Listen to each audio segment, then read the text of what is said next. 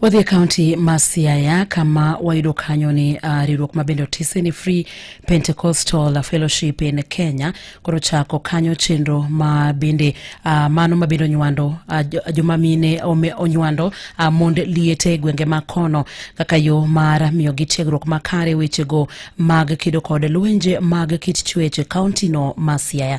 En chenro mabende osebedo kadhi nyime kuom ndalo 16 kuke kaunti ma Siaya. George Amolo miyo waler mathoth wachni. Ofisa mochung'ne chenro mar mond liete kanisa mar Free Pentecostal Fellowship of Kenya Nyadendi Dorothy Muga wacho ni mae chenro mane gi bago mar tiego jopiny weche mag rito moloyo to ratich mond liete. Odiechieng' ma kawuono ni en odiechieng' ma watiyo godo ka wakok kata waoro ote oko ka wakwedo godo lwenje michomo godo kata michimo godo jinsia achiel. Koro kuom wan kaka wan jok ma support mond liete wakwedo lwenje michimo godo dhako ma jaode osetho. Owek sande, owek chome gi lwenje mochomo korka puothi. Moko kuom gimayo nyaka nyithindo giweye gik machal kamago. Giwene mamano obedie gi lop chuore. Lop chuore ka chuore osetho mano en lope. En ma en gi ratiro mar rito puodho no nyaka chieng' moro nyithindo dongi. Ka bende no kawo thuolo no mar sulo tend kaunti ma Siaya mondo mi koro puodh pend chik manyocho kadhe gi od buch County Assembly ma Siaya mageto rito ratiro mag mond liete go. County Assembly mar Siaya ne okalo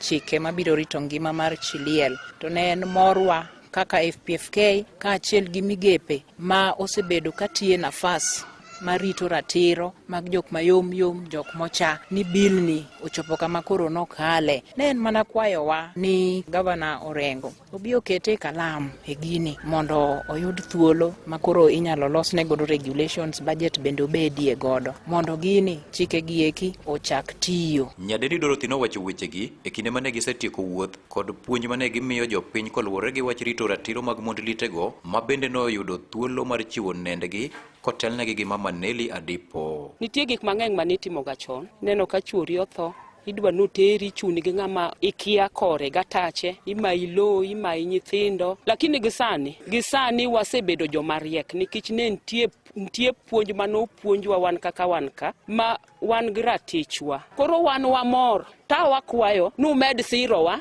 gi bil mane watero Siaya County nodhi maber nikech nokalo. Koro warita jan governor marwa oketie sei. Magi giwacho ka jowadgi Joyce Anyango, Carolina Chieng to kod Lea Anyango opuoyo puonj magisebedo ka giyudo ka giwacho ni sani wigi oyawore kendo ging'eyo ratichgi. Wagwero kamano ne migawo mar FPFK ma osekelonwa puonj kaka minego manowito joutegi. Koro wagwero kamano mang'eny ahinya. Gik mwasekale gi puonj mwasewinjo semiyo oyawo itwa. Sani wach ni wan mine ma mond ruoth kiwinjo gimo marach piga nduru uskike. Wan gi kuonde mang'eny mwanyalo go e nduru. Kena moro odiechieng' ma kawuono ni bura an jakom, igweng' an nyumba 10, ji oluora kocha to ji oluora koni.